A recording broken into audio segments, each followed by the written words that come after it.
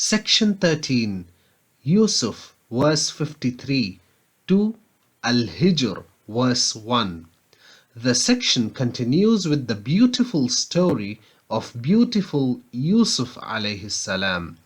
Yusuf alayhi salam has now been raised to the highest of positions in Egypt. Famine has struck Palestine, which drives his brothers to Egypt to buy food. Yusuf alayhi salam employs a plan inspired by Allah by which he is able to bring his full brother Binyamin to Egypt. Eventually, he reveals himself to his brothers and instructs them to bring his parents to Egypt. His blessed shirt is used on the face of his father to return his sight to him, which he had lost from the constant tears of separation. His parents come to Egypt, and all 11 brothers with his parents bow in front of him as he had seen in a dream as a young boy. At that moment of elevation, he implores his Lord to allow him to die as a believer. His position had not affected him despite being a prophet of Allah.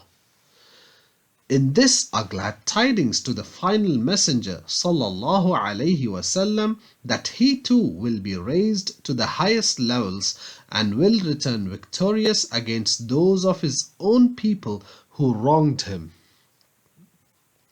The section then moves on to Surah Al-Ra'd.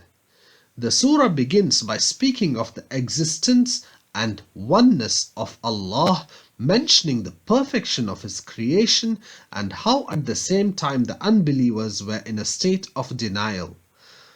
Then two parables are mentioned to show the difference between truth and falsehood, and the descriptions and destinations of the people of truth and falsehood are both discussed.